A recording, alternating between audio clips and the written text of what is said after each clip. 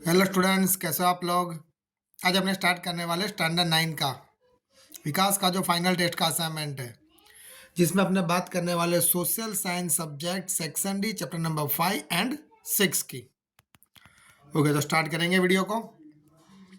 Chapter number 5, right about the quit India movement and the various incident of the movement. तो first of that, the historical quit India session took place at Mumbai में हुआ था and the quit India resolution was pass हुआ था 8 अगस्त 1942, जिसमें गांधी जी ने slogan दिया था डू और डाई।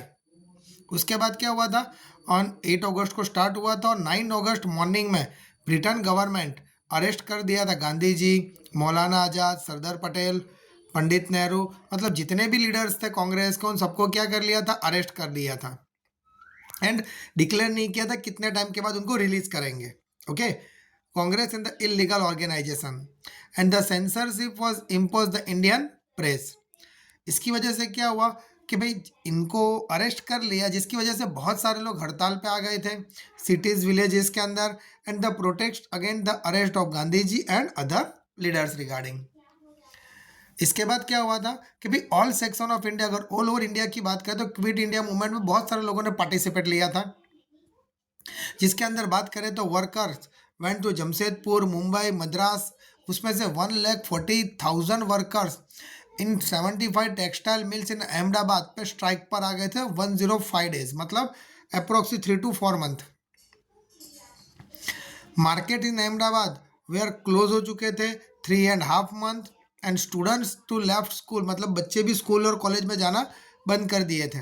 जिसकी वजह से क्या हुआ था, with a views of the suppress the movement, police restore करने लगी टू द लाठी चार्ज, टीयर गैस, सब हड़ताल पे होता है। इसकी वजह से पुलिस ने क्या किया, लाठी चार्ज करना, टीयर गैस फायरिंग करना स्टार्ट कर दिया था।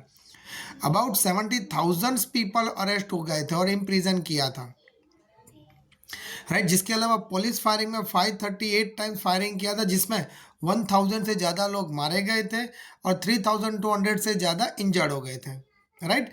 इस तरह गवर्नमेंट्स फेल हो गई ये मूवमेंट को बंद करने के लिए, right. Next, I have broken the salt act, explain the sentence. तो अगर सॉल्ट लॉ की बात आती है तो एक ही चीज़ ध्यान में आती है कि दांडी मार्च। तो दांडी मार्च एक सिविल डिसऑर्डर्स मूवमेंट का एक पार्ट था और गांधी जी ने डिसाइड किया था सॉल्ट लॉ को ब्रेक करने के लिए, right. So that's Gandhi ji ने पब्लिक मीटिंग की थी 11 March 1930 Ahmedabad and made appeal किया था people to resolute the oppose किया गवर्नमेंट्स और नॉन वायलेंट वेज पे। इसके अलावा Gandhi ji started the Dandi March on 12 March को स्टार्ट कर दिया था साबरमती आश्रम से, हरिजन आश्रम, एंड 78 अपने फॉलोअर्स के साथ वहाँ से उन्होंने वॉकिंग करना स्टार्ट किया था। 378 किलोमीटर डिस्टेंस कवर किया था दांडी, मतलब नवसारी तक पहुँचने के लिए। उसके बाद 29 March Gandhi ji started the he will die, उन्होंने क्या बोल दिया कि मैं he will die the death of crow and dog but will not return to Sabarmati Ashram without attaining the पूर्ण स्वराज, मतलब जब तक वो पूर्ण स्वराज नहीं लेते तब तक वो आश्रम में फिर से दोबारा नहीं लौट कर आएंगे। And Gandhi ji is followers 5 April को दांडी पहुंचे। मॉर्निंग में 6 अप्रैल को उन्होंने हैंड्स फुल सॉल्ट लिया एंड वहाँ पे उन्होंने अनाउंस किया I have broken the salt act. Okay, done. Next, right in detail about the role of Azad Hind Fauj in achieving the freedom for India. तो इसमें बहुत सारे पॉइंट्स हैं, जितने आपको मिनिमम याद, मतलब जितने मैक्सिमम याद रहे तो उतना आप याद रखो। स्टार्ट करेंगे। Ras Bihari Bose and Indian revolution से, जो Japan after failure of Ghadar revolt 1915 के बाद, हियर उन्होंने अपना खुद का एस्टेब्लाइज किया इंडिपेंडेंस लीग जापान के अंदर, सपोर्ट किया एक्टिविटीज़ को। Rash Bihari Bose secured the release this prisoners of war from Japan से and with the help of captain Mohan Singh की हेल्प से ही फॉर्म, उन्होंने बनाया इंडियन नेशनल आर्मी इन 1942 में। जापान उन्होंने प्रॉमिस किया एवरी असिस्टेंस टू द रास बिहारी वॉर अगेंस्ट इंग्लैंड्स। इसके बाद आफ्टर द रास बिहारी बोस इन्वेंटेड किया, राइट, इन्वाइटेड किया सुभाष चंद्र बोस को जापान में आए और आईएनए का लीडर्स बने। राइट, सुभाष चंद्र बोस कहाँ पे गए? जापान गया 1943 और उन्होंने लीडरशिप लिया। पूरा चार्ज किसका लिया? आईएनए का, इंडियन नेशनल आर्मी का। उसके बाद सुभाष चंद्र बोस अपील किया Indian people in join south east Asia के अंदर आईएनए के साथ ज्वाइन होने का बोला। इसके अलावा मैंने इंडियंस ज्वाइन हो गए, मतलब बहुत सारे इंडिया में पीपल्स वो भी ज्वाइन हो गए आईएनए के साथ। अंडमान निकोबार, याद रखना, अंडमान निकोबार में आइलैंड्स हैंडेड ओवर आईएनए के अंडर कंट्रोल में जापान ने हेल्प की, जिसकी वजह से अंडमान और निकोबार पूरा आईएनए के कंट्रोल में आ गया। एंड दिस वेयर नाम दिया शहीद और स्वराज्य। इसके बाद INA cross Indian border cross किया 1944 को और कैप्चर किया प्रोम, मड्डुक एंड कोहिमा को। And he suffered the defeat after violent fight near Imphal में हुआ था। आफ्टर सरेंडर जापान, मतलब इस तभी क्या चल रहा था? सेकंड वर्ल्ड वॉर चल रहा था और सेकंड वर्ल्ड वॉर में ही जापान ने क्या किया? सरेंडर कर लिया 14 अगस्त को, जिसकी वजह से क्या हुआ था कि भाई जो आईएनए के साथ जो जापान कंट्रीब्यूट था वो बंद हो गया। इसके बाद क्या हुआ? डिफेटेड डेथ हुई नेताजी की, सुभाष चंद्र बोस की एरोप्लेन एक्सीडेंट में। एंड वहाँ पे आईएनए फाइट क्या हो गया? एंड हो गया। डन।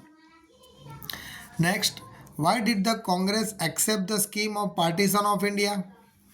तो इसमें क्या आएगा? In the election of the constituent assembly held in July 1946 Muslim League ने क्या किया था? 78 सीट्स में से उनको 73 सीट्स मिले थे, रिजर्व कर लिया था मुस्लिम ने। इसलिए उन्होंने बताया कि भाई डायरेक्टिव एक्शन में आ गए, हिंदू मुस्लिम रिवॉर्ट स्टार्ट हो गए और उनको अपना खुद का एक अलग से कंट्री चाहिए था। मुस्लिम लीग बॉयकॉटेड हो गए and the inaugural sessions in the constituent assembly 9 दिसंबर 1946 को। नेक्स्ट, ऑन 31 जनवरी 1947 Muslim League carried out quick action plan बनाया उन्होंने, मतलब उनको खुद का मतलब कंट्री चाहिए थी Pakistan. And the continuous communal violence होते गए, रिवॉर्ट्स होते गए, मतलब इंडिया कंट्री के अंदर बहुत सारे रिवॉर्ट्स होना स्टार्ट हो गया हिंदू मुस्लिमों के बीच में। ये सब लॉर्ड माउंटबेटन जब आए तो इन्होंने ये सब देख के वो समझ गए कि भाई अभी प्रॉब्लम की सिचुएशन क्या चल रही है, तो इन इंडिया में आए and March 1947 undertook the gravity of situation and prepare किया Mountbatten plan. And this plan accepted हुआ लीडर्स को and Indian National Congress and Muslim League दोनों यहाँ से अलग हो गए। Done. Next questions, right a short note on Simon Commission. देखो, first of that Simon Commission की बात करेंगे तो ब्रिटिश गवर्नमेंट अपॉइंटेड किया था साइमन कमीशन 1927 को। दिस कमीशन हैड 7 मेंबर्स थे, जिसमें सर जॉन साइमन उसके हेड थे और इसके अंदर 7 के 7 मेंबर ब्रिटिशर्स थे, जिसकी वजह से क्या हुआ कि ब्रिटिशर्स इंडियन गवर्नमेंट ने, मतलब इंडियन के जो आईएनसी के, मतलब इंडियन नेशनल कांग्रेस पार्टी के जो लीडर्स थे, उन्होंने बोला कि अगर आप हमको आपकी पार्टी इसमें, मतलब जो प्लान बना उसके अंदर नहीं रखोगे तो आप यहाँ के लोगों की प्रॉब्लम को, सिचुएशन को कैसे समझ पाओगे। डन। तो since British government did not accept, वो रिक्वेस्ट को एक्सेप्ट नहीं किया, ऑल पॉलिटिकल पार्टीज को उन्होंने बॉयकॉट कर दिया और साइमन कमीशन को अप्लाई किया। राइट। एंड पीपल, इसके बाद पीपल ने क्या किया? साउटेड किया Simon go back and commission reach. जब तक मुंबई पहुंचा तब तक लोगों ने स्लोगन देना स्टार्ट कर दिया 3 फरवरी 1928 को। People protested against the commission where of the India taking out the procession and observing the, हड़ताल पर उतर आए, जिसकी वजह से जो वहाँ के लीडर्स थे ब्रिटिशर्स, उन्होंने सबके ऊपर लाठीचार्ज करना स्टार्ट किया, जिसमें लाला लाजपत राय, पंडित जवाहरलाल नेहरू, गोविंद वल्लभ भाई, उन सबको बहुत ही ब्रूट, मतलब उनको मारा बहुत सारा, जिसकी वजह से वहाँ पे लाला लाजपत राय की इंजरी हो गई और वहाँ पे उनकी डेथ हो गई थी। Where is the Govind Ballabh Pant suffer the from the life long disability हो गई। Okay. Next chapter number 6, right about the aims of the Indian nations. तो इंडियन नेशंस यूनाइटेड नेशन के एम्स क्या थे? तो first of maintain the world peace and security रखना। Second, collective the action करना, prevent regarding the world peace and against the aggression ना हो पाए। टू मेक एफर्ट लगाना, रिजॉल्व द इंटरनल जो भी डिस्प्यूटीज है कंट्रियों के बीच में वो इजीली सॉल्व हो जाएंगे। इसके अलावा to develop the friendly relation होना चाहिए नेशंस के बीच में, basis of the self determination and equal rights of the nations का। To promote international cooperation and to resolve के economic, social, culture and humanitarian problems. इसके अलावा to protect the human rights and respect these rights irrespective of the difference in the race, religions, language and gender wise। इसके अलावा to develop the sentiments of the world unity and brotherhood। next, to be at the center coordinating the activities of the nations in achieving the aims of the UNs। next, question number 2, explain the disintegration and unification of Germany. तो disintegration की बात करेंगे सबसे पहले Germany की। After world war के 2 के बाद जर्मनी पूरी तरह डिफाइडेड हो चुका था, तो टेरिटरीज ऑक्यूपाइड कर लिया था बहुत सारे पार्ट के ऊपर। यूएसए, यूके, उन्होंने बहुत सारे पार्ट को क्या कर लिया था, कवर अप कर लिया था जर्मनी के। बात करेंगे eastern part of Germany USSR ने लिया, नॉर्थ वेस्ट पार्ट यूएसए ने, टेरिटरी एडजेसेंट फ्रांस ने लिया तो right, and territory adjacent Belgium and the Netherland assign किया यूके ने, राइट। अभी उसके बाद करेंगे unification. People of the east and the west Germany desired of the unification of Germany. Cold war हुआ, the nearing the its end unification हुआ of the east and the west Germany and bout about the 3 October 1919। And people ने क्या किया, demolish किया most of the Berlin wall. Mikhail Gorbachev the prime minister of the USSR के थे, did not intervene in this process में कोई part नहीं लिया। एंड दस आफ्टर 45 ईयर्स सेपरेशन के बाद 2 जर्मनीज वॉज अकॉम्प्लिश, मतलब फिर से मिक्स हो पाए 2 Germany. Done. Next, write a short notes India's role and contribution in the international politics. तो first of, India at the play important roles, बहुत इंपॉर्टेंट रोल प्ले किया है, मतलब अदर कंट्रियों के साथ कंट्रीब्यूट करने के लिए, right. Leading role in the international forum and opposing किया colonialisms, racial discrimination as well as the championing the cause of freedom to Indonesia and African countries. India had played to the leading role किया Bandung conference in Indonesia 1955 में। इसके अलावा India had sent a peace, कहाँ पे भेजा, Korea, Cyprus, Gaza, Congo and Sri Lanka के अंदर, okay. इसके अलावा Pandit Jawaharlal Nehru first prime minister थे, इंस्ट्रूमेंटल फॉर्मेशन किया नॉन अलाइनमेंट मूवमेंट, राइट। कहाँ पे किया था, एट बेलग्रेड इन 1961 में। इसके अलावा India supported the peace initiatives of the United Nations, advocated right nuclear disarmament and the economic development बढ़ाना, ये कंट्री ने, इंडिया ने कंट्रीब्यूट किया अनदर, मतलब पूरे वर्ल्ड को information the. Next, write a short note on armament and डिसआर्मामेंट। तो armament की बात करेंगे, the USA was the only nuclear power था सेकंड वर्ल्ड वॉर के टाइम पे। उसके बाद 1949 में यूएसएसआर ने हाइड्रोजन बम बनाया। उसके बाद there after the UK, France, China, उन्होंने भी क्या बनाया, न्यूक्लियर कैपेबिलिटी बनाया, मतलब न्यूक्लियर वेपन्स बनाना स्टार्ट कर दिया था।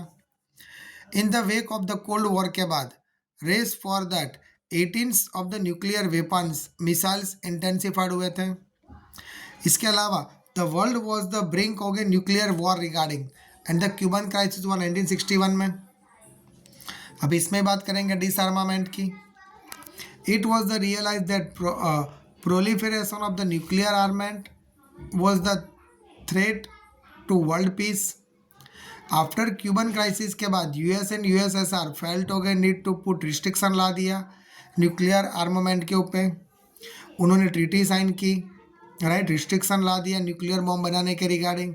बहुत सारे कंट्री ने उसके ऊपर साइन भी की थी, USA, USSR, Britain sign the partial nuclear test, लेकिन वो लोग पार्शियल न्यूक्लियर टेस्ट करते जा रहे थे बैन होने के बाद भी।